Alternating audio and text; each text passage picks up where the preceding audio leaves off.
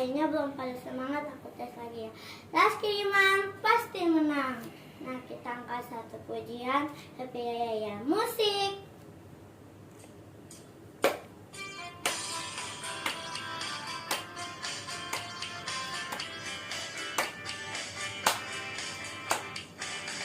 Ya, happy ye.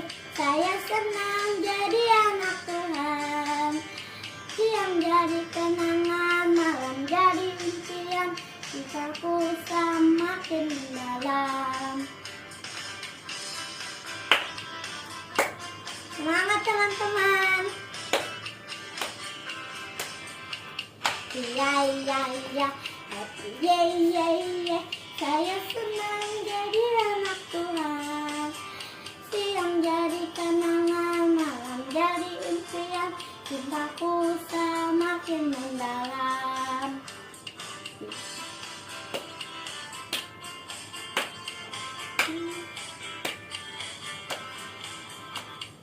Ya, happy ye. Saya senang jadi anak Tuhan. Siang jadi kenangan, malam jadi impian, cintaku semakin mendalam.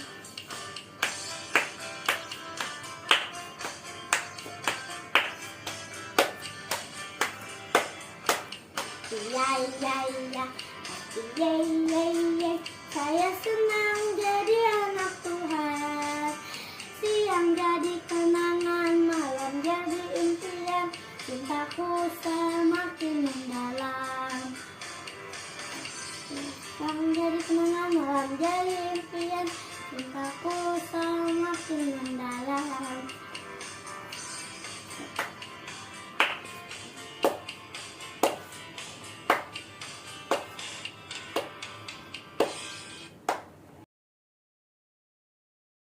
Kalian masih semangat kan? Kita angkat pujian Saya Senang. Musik.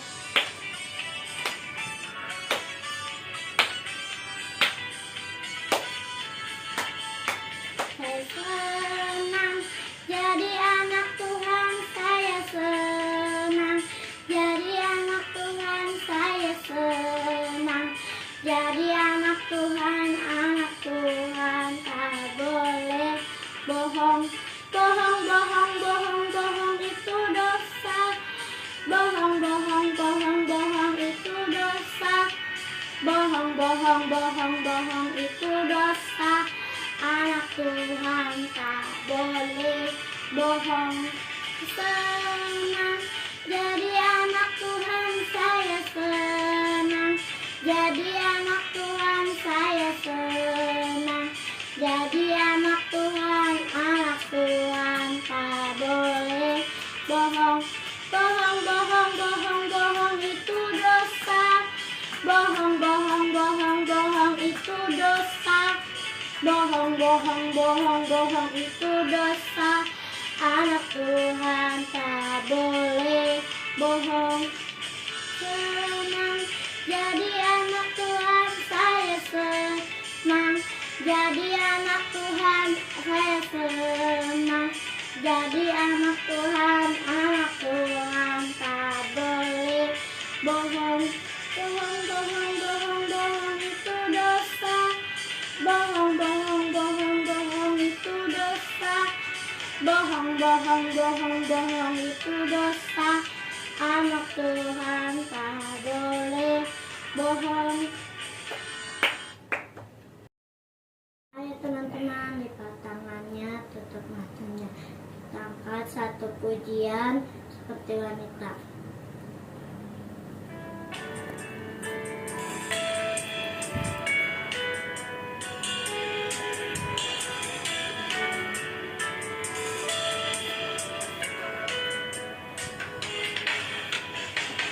Seperti wanita mengurapimu, menangis di bawah kakimu. Demikian hidupku, kau mengasihiku. Yesus, engkau baik bagiku. sampai akhir. Ku menutup mata, ku tetap setia menanti janjimu, sampai ku dapatkan mahkota kehidupanku. Ku tetap setia untuk melayanimu.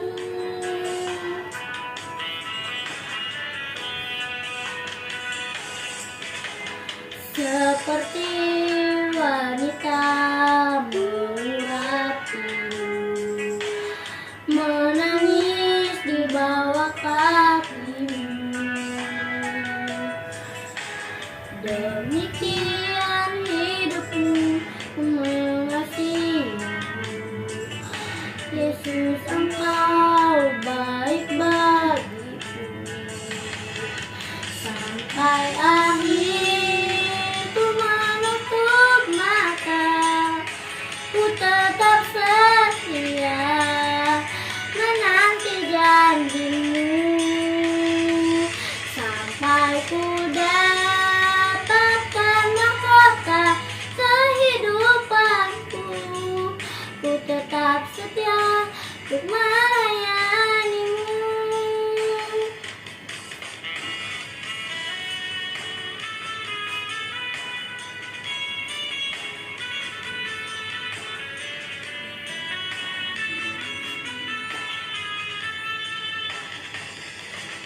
Sampai akhir ku menutup mata, ku tetap setia menanti janjimu, sampai ku dapatkan mahkota kehidupanku. Ku tetap setia untuk melayanimu. Ku tetap setia untuk melayanimu. Ku tetap setia untuk melayanimu.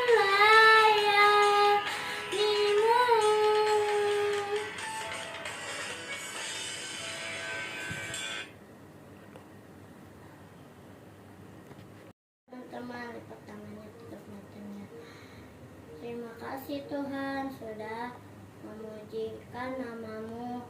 Terima kasih. Sebentar lagi kami mau mendengarkan firman Tuhan. Terima kasih Tuhan. Haleluya. Amin. Selamat pagi adik-adik semuanya. Ya, apa kabarnya adik-adik? Kalian pasti luar biasa ya. Nah, adik-adik, kita ketemu lagi nih di ibadah online ya, sekolah minggu GSJA Kebun Jahe. Adik-adik udah siap kan? Kalau udah siap semuanya, kita lipat tangannya, tutup matanya. Kita bersatu hati dalam doa ya. Yuk adik-adik yang di rumah juga ingat, tutup matanya, lipat tangannya. Tuhan Yesus, terima kasih ya Tuhan. Kalau saat ini kami mau beribadah, memuji, menyembah, mendengarkan kebenaran firman Tuhan. Ajar kami duduk diam, menjadi anak yang baik dan dengar-dengaran. Kami siap mendengarkan kebenaran firman Tuhan. Terima kasih Tuhan Yesus, hanya dalam nama Tuhan Yesus kami telah berdoa dan mengucap syukur. Haleluya, amin. Nah adik-adik jangan lupa ya, siapin Alkitab kalian ya, atau Alkitab elektronik kalian ya. Nah karena Cici Yeni ngambil ceritanya itu pasti dari Alkitab ya. Jadi kalian bisa buka Kejadian 39 ya, ayat 1 sampai 23 ya. Itu judulnya Yusuf di rumah Potifar ya. Dan minggu ini ya, bulan ini kita mau belajar yaitu menjadi generasi yang mengenal Allah dengan benar ya. Kita mau belajar dari Yusuf adik-adik ya. Siapa sih yang udah pernah dengar ceritanya Yusuf atau pernah dengar ya? Yusuf itu siapa ya? Coba angkat tangan kalian. Nah adik-adik, kita mau belajar menjadi generasi yang mengenal Allah dengan benar ya.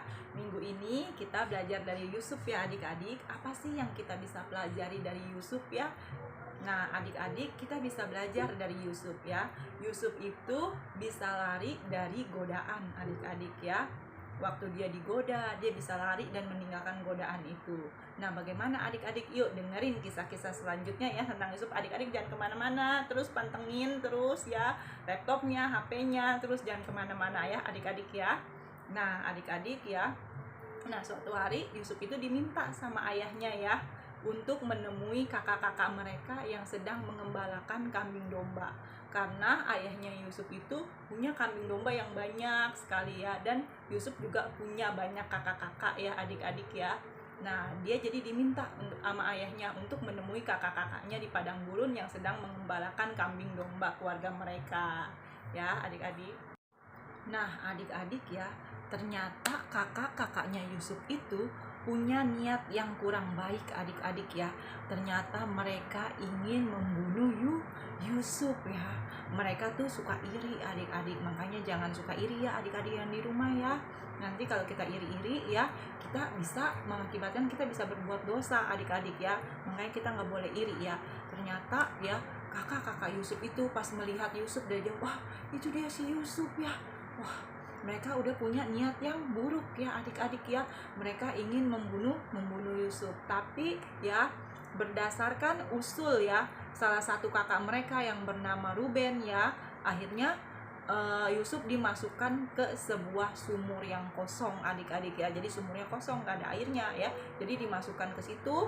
Nah, saat makan siang ya, kan saudagar tuh banyak orang lewat ya, namanya orang Midian, saudagar Midian. Akhirnya mereka memutuskan untuk menjual Yusuf ya adik-adik ya. Akhirnya Yusuf dikeluarkan dari sumur kosong itu, lalu Yusuf dijual ya adik-adik ya. Ih, jahat banget ya adik-adik ya kelakuan saudara-saudaranya Yusuf ya. Nah, adik-adik ya, sebagai anak-anak Tuhan kita nggak boleh berbuat jahat seperti kakak-kakaknya Yusuf ya. Adik-adik jangan kemana-mana, terus saksikan ya. Nah, adik-adik ya, jadi pas saudagar Midian itu lewat ya, mereka kakak-kakaknya Yusuf tersebut ya mengambil Yusuf dari sumur kosong tersebut, mengeluarkannya, lalu menjual Yusuf kepada orang Ismail ya adik-adik ya. Nah, adik-adik setelah itu ya datang kakak mereka yang bernama Ruben tuh, kakaknya Yusuf yang bernama Ruben ya. Dia berusaha ingin menyelamatkan Yusuf, tapi ternyata Yusufnya udah nggak ada, udah dijual Yusufnya ya tadi sama ke orang Ismail ya. Nah, sehingga mereka mengambil jubahnya Yusuf, lalu mereka menyembelih ya. Menyembelih itu kayak memotong gitu ya, memotong kambing ya. Nah, kalau disembelih itu kan keluar darahnya ya, sehingga jubahnya Yusuf dicelupkan ke darah kambing tersebut ya, sehingga jubahnya berdarah-darah dong ya. Nah, jubah itu adik-adik ya dibawa ke papa mereka. Papa, mereka pulang tuh ya ke rumah mereka. Lihat ini jubahnya Yusuf berdarah-darah. Nah, papahnya Yusuf jadi berpikir bahwa Yusuf kenapa? Siapa yang bisa tebak? Ya, pasti papahnya berpikir bahwa Yusuf telah mati ya, telah meninggal ya, diserang sama binatang buas seperti itu. Jadi papahnya berpikir bahwa Yusuf telah meninggal ya, seperti itu ya adik-adik ya. Nah, adik-adik kita kembali ke Yusuf ya. Ternyata Yusuf itu sudah berada di Mesir, karena kan tadi dia dijual ya ke orang Ismail, dan akhirnya dia tiba di Mesir adik-adik. Dan sesampainya di Mesir ya, ada seorang Potifar ya yang membeli dia ya untuk dijadikan budak atau pelayan di rumahnya ya, di rumah Potifar ini ya. Akhirnya Yusuf bekerja pada Potifar ya. Dia mengurus semua kebutuhan rumah atau apapun ya yang dikerjakan di rumah, diurus semua sama Yusuf ya. Sehingga ya Tuhan ini menyertai Yusuf ya. Apa yang Yusuf lakukan ya, pekerjaan Yusuf sehari-hari dibuat Tuhan menjadi berhasil ya. Dan Yusuf juga disayang sama tuannya ini, sama Potifar ya. Jadi Potifar juga udah gak repot sekarang semenjak ada Yusuf ya. Wah, dia gak usah pusing-pusing, semuanya dia serahkan sama Yusuf ya. Pokoknya dia percaya sepenuhnya sama Yusuf. Seperti itu ya adik-adik ya. Nah, adik-adik, Yusuf itu manis sikapnya dan elok parasnya. Berarti Yusuf itu baik orangnya ya, dan wajahnya juga tampan ya, ganteng ya. Siapa sini yang ganteng ya? Angkat tangannya ya. Nah, adik-adik ya, sehingga istrinya Potifar ini ya, dia menyukai Yusuf ya. Wah, dia sering melihat Yusuf gitu ya.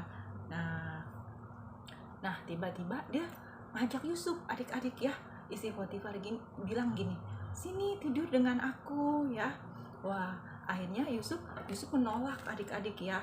Nah, Yusuf menolak ya. Adik-adik tahu gak ya, laki-laki dan perempuan yang bukan suami istri itu tidak boleh tidur bersama ya, seperti itu ya, atau melakukan hal-hal yang tidak berkenan di hadapan Tuhan. Itu tidak boleh ya. Kalau mama dan papa kalian itu boleh tidur bersama di kamar ya, seperti itu. Karena mereka sudah suami istri ya. Kalau yang bukan suami istri itu tidak boleh ya. Itu tidak berkenan di hadapan Tuhan. Jadi Yusuf tidak mau adik-adik ya. Dia menolak ya. Dia jawab begini ya, di Kejadian 39 ayat 8 sampai 9 ya, aku bacain ya. Tetapi Yusuf menolak dan berkata kepada istri tuannya itu, dengan bantuan tuanku itu tidak lagi mengatur apapun yang ada di rumah ini, dan ia telah menyerahkan segala miliknya pada kekuasaanku. Bahkan di rumah ini ia tidak lebih besar kuasanya daripadaku, dan tiada yang tidak diserahkannya kepadaku selain daripada engkau, sebab engkau istrinya. Bagaimana mungkin aku melakukan kejahatan yang besar ini dan berbuat dosa terhadap Allah? Nah, Yusuf itu luar biasa ya. Dia bisa menolak godaan dari istri Potifar ya, seperti itu. Nah, adik-adik ya, seperti biasa ya, Yusuf itu melakukan pekerjaannya sehari-hari. Dia masuk ke dalam rumah seperti biasa, dan istri Potifar ini memang udah sering merayu Yusuf ya, cuma Yusuf selalu menolak. Dan kali ini dia juga ya merayu Yusuf. Dia memegang baju Yusuf, dia mengajak Yusuf untuk melakukan hal-hal yang tidak berkenan ya, selagi orang nggak ada ya adik-adik ya. Nah, tetapi Yusuf langsung lari dan dia meninggalkan bajunya di situ ya, di tangan istri tuannya itu ya. Sehingga istri tuannya itu memfitnah Yusuf, seakan-akan tuh Yusuf ingin melakukan hal-hal yang tidak berkenan kepada dia, hal-hal yang tidak sopan. Padahal tidak seperti itu ya adik-adik ya. Sebenarnya malah istri tuannya itu, istrinya Potifar itu yang ingin melakukan hal-hal yang tidak berkenan bersama Yusuf. Dia memfitnah Yusuf ya. Nah, sehingga pas Potifar pulang ya, dia diceritain sama istrinya, diceritain hal-hal yang bohong ya. Ya, terus akhirnya Yusuf ditangkap ya. Potifar marah banget, Yusuf ditangkap dan Yusuf dimasukkan ke penjara ya adik-adik. Nah, adik-adik ya, kita bisa belajar menjadi generasi yang mengenal Allah dengan benar. Kita bisa belajar dari Yusuf adik-adik ya. Seperti Yusuf yang bisa lari dari godaan. Kenapa Yusuf itu bisa lari dari godaan? Yang pertama adik-adik ya, karena Yusuf itu mempunyai rasa takut dan hormat kepada Tuhan. Dia tahu ajakan istri Potifar itu tidak benar ya, tidak berkenan di hadapan Tuhan. Jadi dia tidak mau, dia menolak, dia berani menolak walaupun dia harus dipenjara adik-adik ya. Tapi dia tetap mau menolak, dia tetap mempertahankan hidup benar di hadapan Tuhan. Seperti itu ya adik-adik ya. Yang kedua, Yusuf itu berintegritas ya adik-adik ya. Dia memiliki sifat kejujuran ya, bisa dipercaya ya, dan itulah yang dipertahankan oleh Yusuf ya adik-adik ya, seperti itu. Nah adik-adik ya, kita juga bisa belajar dari Yusuf. Kita bisa lari dari godaan adik-adik ya. Seperti misalkan waktunya ibadah online ya adik-adik, banyak godaannya ya. Ada film, ada teman kita ngajakin main, tapi kita bisa lari dari mereka. Kita bisa tetap mencari Tuhan ya. Kita tinggalkan teman-teman kita misalnya ayo kita main dulu. Oh, kalian bisa tinggalkan nanti ya. Kalian bisa menolak seperti Yusuf, nanti ya, aku mau ibadah online dulu, seperti itu ya. Nah, adik-adik, kita harus bisa lari dari godaan seperti Yusuf, seperti itu ya. Nah, oke, firman Tuhannya sampai di sini adik-adik ya. Doakan ya agar kita bisa ibadah tatap muka ya. Kalian udah kangen dong mau ketemu satu sama lain ya.